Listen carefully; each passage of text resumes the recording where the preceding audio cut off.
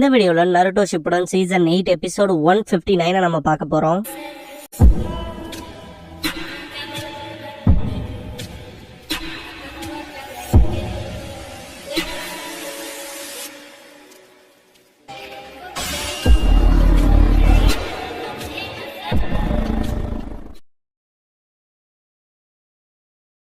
ஓப்பனிங்ல Kakashi and pain நேர்னே நிக்கிறத காட்டுவாங்க. அந்த rod உடஞ்சதுக்கு அப்புறமா பெயின் கக்காஷியை கிக் பண்ண வருவான். கக்காஷி கீழே குனிஞ்சு நான் வேற ஒரு விஷயத்த எதிர்பார்த்தேன் பட் மட்வால் பண்ணுவாரு. ஷோல்டர்லயே பெயின் ராடா இறக்கிடுவான். கக்காஷி லைட்னிங் பிளேட் யூஸ் பண்ணும்போது கனெக்ஷன் மூலமா போக்கஸ் பண்ண விட மாட்டான். கக்காஷிக்கு என்ன நடந்துச்சுன்னு புரியாது. கக்காஷி இத காப்பி நிஞ்சா உன்னை பார்த்ததுல சந்தோஷம் அப்படின்னு பெயின் சொல்லும் போது கக்காஷி பின்னாடி வந்துருவாரு. பெயின் 9 டெல்ஸ் எங்கன்னு கேட்கவும் சில்லுத்தனமான கேள்வின்ட்டு அட்டாக் பண்ண போவாரு. சிண்ட்ரா டென்சை பண்ணுவான். Almighty push.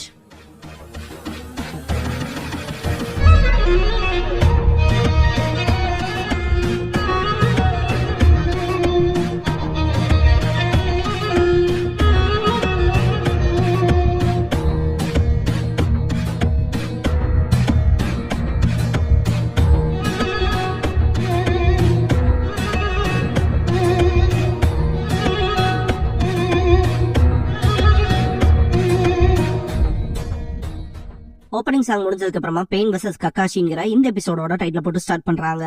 ஆல்மைட்டி புஷோட எஃபெக்ட் வேற லெவல்ல இருக்கும். சோசா அண்ட் சீட்டோ என்ன ஆச்சுங்க பாத்துட்டு இருக்கும் போது சோஜி இந்த இடத்துக்கு வந்துட்டு அப்ப நானும் உங்க கூட வரேன்பா. கக்காஷி அவர் மேல விழுந்த பொருள் எல்லாம் தள்ளி விட்டுட்டு என்ன மாதிரியான ஜுட்சு அதுன்னு எந்திரிப்பாரு. இது ஷாக் வேவ் மாதிரி இல்லாம வித்தியாசமா இருந்துச்சு. சொல்ல போனா அவன மைய பகுதியை வச்சுதான் இந்த பிளாஸ்டே நடந்திருக்குன்னு பாரு. கக்காஷி முன்னாடி வந்துட்டு அப்ப இது எப்படி தடுக்கிறேன்னு பாக்கலான்ட்டு lightning release lightning beast tracking fang பண்ணுவாரு. இதோட இன்னொரு பேர் லைட்னிங் ஹூண்டுன்னு சொல்லுவாங்க. கக்காஷி வச்ச அட்டாக்கையுமே தடுத்துருவான். பிசிக்கல் அட்டாக்னு மட்டும் இல்ல நிஞ்சுட்சுவையுமே ரப்பல் பண்றான் அப்படின்ட்டு பயங்கர இம்ப்ரெஸ் ஆவாரு. என்ன பண்ணலாம்னு திங்க் பண்ணிட்டு இருக்கும் போது ஷுராடோ இந்த இடத்துக்கு வந்துருவான். இன்னொருத்தனான்ட்டு ஷாக் ஆவாரு கக்காஷி. மிசைல்ஸ் யூஸ் பண்ணி அட்டாக் பண்ணுவான். ஆமா திரும்ப ரீப்ளேஸ் பண்ணிட்டு போது கக்காஷி பின்னாடி இருந்து அட்டாக் வைப்பாரு. சிம்பிளா டாச் பண்ணிடுவான். அவன் எனக்கு ஆப்போசிட்ல பாத்துட்டு இருக்கான் எப்படி டாச் பண்ணான்ட்டு பெயினை பார்க்கும்போது தான் லார்ட் ஃபுகாசாக்கு சொல்லிருப்பாரு இல்லையா அவங்களோட கண்கள் லிங்க் செய்யப்பட்டிருக்கு. அது மூலமா விஷன்ஸ ஷேர் பண்ணிக்கிறாங்க. 1-on-1 தான் சண்டை போடணும் அதுல மட்டும் கிளியரா இருக்கணும். அதுன்னு மட்டும் இல்லாம ஒவ்வொரு பெயினுமே அவனுக்குன்னு தனிப்பட்ட ஸ்கில்ஸ் தான் யூஸ் பண்றாங்க. தனிப்பட்ட ஜுட்சுன்னு அந்த ஸ்கில்ஸ் என்னன்னு தெரிஞ்சுக்கிறதா முக்கியம் இருப்பாரு. பிரசன்ட்ல இருக்க கக்காஷி பின்னாடி வரவும் ஷுராடோ டெண்டோ பக்கத்தால நிப்பான். லார்ட் ஜிராயாலா 6 பேர்த்தோட தனியா எப்படிதான் சண்டை போட்டாரோன்ட்டு அது கிரேசியா இருக்குன்னு திங்க் பண்ணுவாரு. ஷுராடோ அவனோட இன்னொரு ஃபார்ம் எடுப்பான். கிட்டத்தட்ட சைட்லயே 2 மூஞ்சி வரும். அக்காட்சுகி கிளாத் ரிமூவ் பண்ணிடுவான்.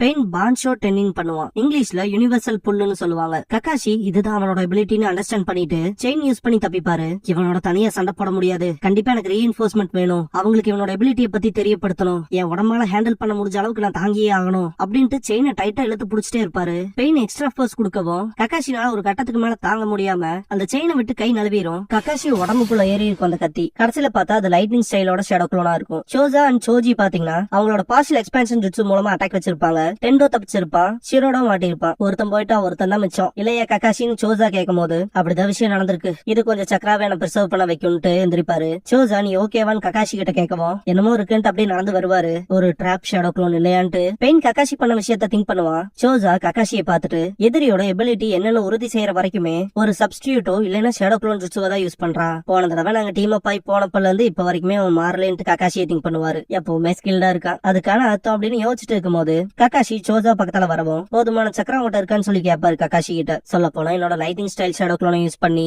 என்னோட சக்கரால பாதிக்கு மேல நான் காலி பண்ணிட்டேன். இப்படிப்பட்ட தொல்லை பிடிச்ச பேட்டல்ல அதுவும் தவிர்க்க முடியாத எதிரியோட மோதுறதெல்லாம் நேர்மையா சொல்லணும்னா எனக்கு அது கஷ்டம் தான். இருந்தாலும் அவனோட எபிலிட்டிஸ பத்தி கொஞ்சம் நான் ஃபிகர் அவுட் பண்ணி வச்சிருக்கேன் அப்படின்னு கக்காஷி சொல்லிட்டு இருக்கும் போது பெயின் அட்டாக் பண்ண வருவான். அவன் வந்துகிட்டு இருக்கான்னு சொல்லுவான் சோஜி. சாய்சு காமனா அவனோட டூல வச்சு அட்டாக் பண்ணுவான். ஷீட்டோ Akimichi partial expansion jutsu use பண்ணுவான். டெசன் டோகிட்டோ அவனோட ஸ்பெஷல் ஷூரிகன் லான்ச்சர் மூலமா அட்டாக் வைப்பான். கொக்காகே யானாக்கி காகே அவனோட விண்ட் ரிலீஸ் யூஸ் பண்ணுவான். இப்படி சுத்தி வர எல்லாருமே வச்சு அட்டாக்ல இருந்து எஸ்கேப் ஆக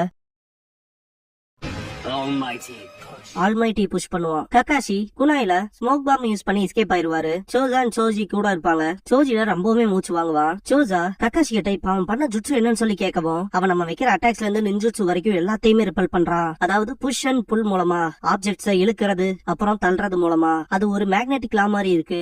காந்தம் இரும்பு கண்டா இழுக்கும். அதே மாதிரி காந்தத்தோட நார்த் அண்ட் நார்த் பார்ட் எப்படி புல் பண்ணிக்குமோ அந்த மாதிரி ஒரு எபிசென்ட்ரா மைய பகுதியா இருந்து அவன் இந்த ஒரு ஜுட்சுவ பண்றான். ஆனா இதை எதையுமே அவனால கண்டினியூவா பண்ண முடியறது இல்ல. அதுக்குன்னு ஒரு டைம் பீரியட் இருக்கு, ஒரு ஷார்ட் பீரியட இன்டர்வல் டைமா வச்சிருக்கான் அப்படிங்கிற விஷயத்த கக்காஷி சொல்லவும் சோஜி மற்றவங்கள பார்த்துட்டு எல்லாருமே கீழே விழுந்துட்டாங்க, நம்மளோட அட்டாக்ஸ் எல்லாம் ரிப்பல் பண்றானா, எப்படி அவனை தோக்கடிக்கிறதுன்னு கேட்பான். சோஜா கக்காஷி கிட்ட சொல்ல போனா அவனோட ஜுட்ஸுக்கான டைம் இன்டர்வல்மே ரொம்பவுமே ஷார்ட்டா இருக்கு, பக்கத்தால கூட நெருங்க முடியாது அப்படின்னு சொல்லிட்டு இருக்கும்போது, இருந்தாலும் அதான் நமக்கான ஒரே வழி, எங்கிட்ட ஒரு ஐடியா இருக்கு, ஆனா அதுக்கு உங்க உதவி தேவைன்னு பாரு. Kakashi hiding like mole jutsu மூலமா எர்த்ல இருந்து அட்டாக் வைக்க வருவாரு, அதையுமே பெயின் தடுத்துருவான். நல்ல மூவ் தான், சொல்ல போனா நல்ல வைட் ரேஞ்ச் ஜுட்ஸு தான் வச்சிருக்க, உன்ன மாதிரி எல்லாம் கொல்லப்படணும், இல்லைன்னா வருங்காலத்துல எனக்கு ஒரு நியூசன்ஸா வந்து நிப்ப அப்படின்னு பெயின் சொல்லிட்டு அவனோட ராட வெளியே எடுக்கும் போது இப்போன்னு கக்காஷி திங்க் பண்ணுவாரு. டபுள் ஹியூமன் பவுல்டர் பண்ணுவாங்க. ரொம்ப ஸ்லோவா இருக்கீங்கன்ட்டு ஆல்மைட்டி புஷ் பண்ணுவான். கிரவுண்ட்ல இருக்க செயின் மூலமா பெயினோட கைகளை கட்டும்படி உடம்போட சுத்திரமா ஆக்கிடுவாங்க. அட்டாக் பண்றதுக்கு முன்னாடி கிரவுண்ட்ல அந்த செயின் வச்சுட்டான் போல அப்படின்னு பெயின் திங்க் பண்ணிட்டு இருக்கும்போது கக்காஷி சிடோரி யூஸ் பண்ணி அட்டாக் பண்ண போவாரு. தயவு செஞ்சு அவன் கதையை முடிச்சிருக்க கக்காஷி சென்சேன்னு திங்க் பண்ணுவான் சோஜி. கக்காஷி அவன் கதையை முடின்னு திங்க் பண்ணுவாரு சோஜா. டெண்டோவை அட்டாக் பண்றதுக்கு போகும்போது ஷூராடோ முன்னாடி வந்துருவான். சோஜா என்ன இன்னொரு பெயினா, இன்னும் அவனால நகர முடியுதான்ட்டு ஷாக் ஆவாரு. சீக்கிரமே இந்த கதையை முடிச்சாகணும்னு திங்க் பண்ணுவாரு கக்காஷி. வேற லெவல்ல இம்பாக்ட் ஆயிருக்கும். சோஜியை பாதுகாக்க சோஜா முன்னாடி வந்து நின்றுவாரு. ஃபியூ மினிட்ஸ் கழிச்சு பாக்கும்போது கக்காஷிக்கு ரத்தம் வந்துட்டு இருக்கும். உன்னால நகர முடியாம இருக்கிறது ஃபேக்கால எனக்கு தெரியல, உன்னால நகர முடியல தானங்கவும் கக்காஷி எந்திரிச்சு பாத்துட்டு நான் லேட் பண்ணிட்டேன் அப்படின்ட்டு சோஜான் சோஜியை பாப்பாரு. பெயின் கக்காஷி கிட்ட நீ ஒன்னும் ஷேடோ க்ளோன் இல்லைன்னு எனக்கு தெரியும், உன்னை கொள்ள வேண்டிய நேரம் வந்துச்சு, அது முடிய போகுதுன்ட்டு, இருந்தாலுமே உன்ட்ட எல்லாம் டிஸ்டன்ஸ் மெயின்டைன் பண்ணிக்காது நல்லாதான் அப்படின்ட்டு ஒரு ஆணி எடுத்து வழி தெரிஞ்சுக்குன்னு சொல்லி அட்டாக் வைப்பான். நெத்தியில இறங்கும்.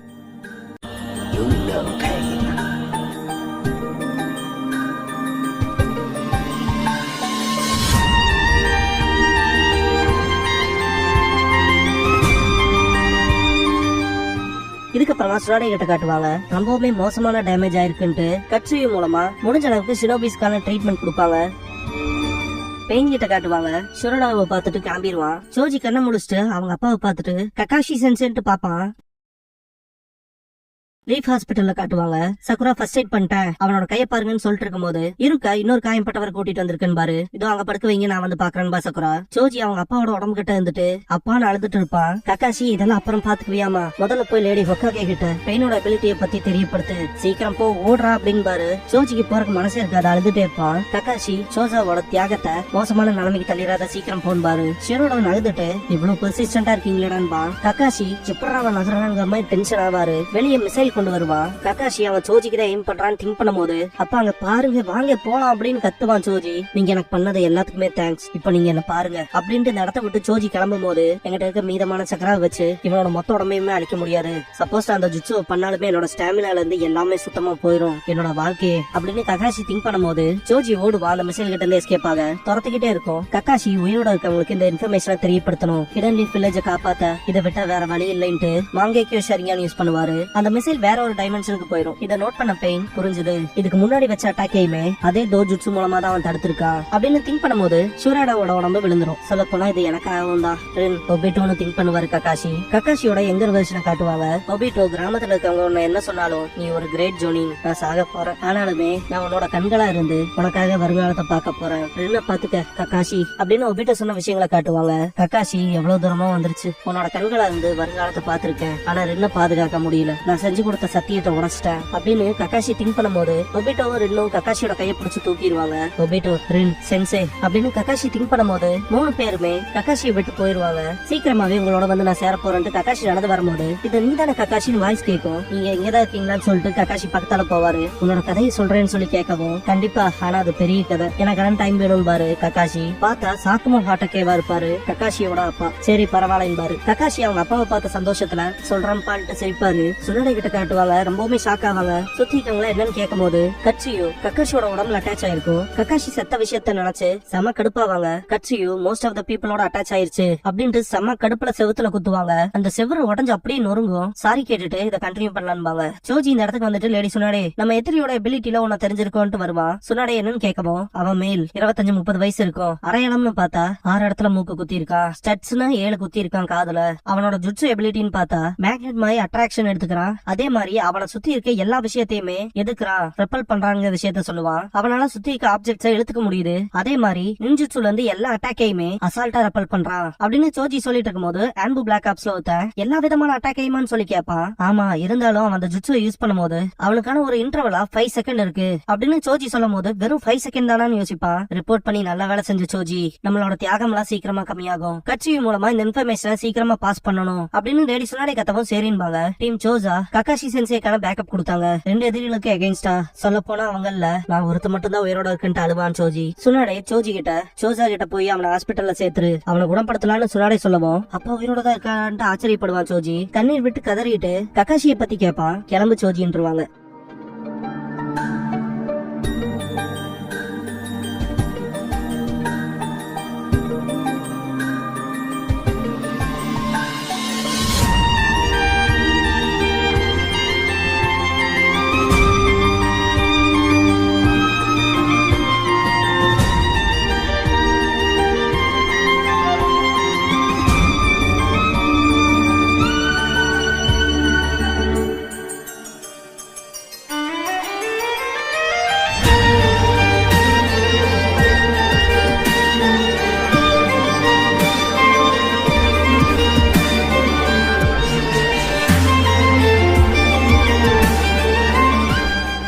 க்ளோசிங் சாங் முடிஞ்சதுக்கு அப்புறமா மிஸ்ட்ரி ஆஃப் பெயின்ங்கிற எபிசோட தான் நருட்டோ ஷிப்புடன்ல அடுத்து பார்க்க போறோம்மா நருட்டோ.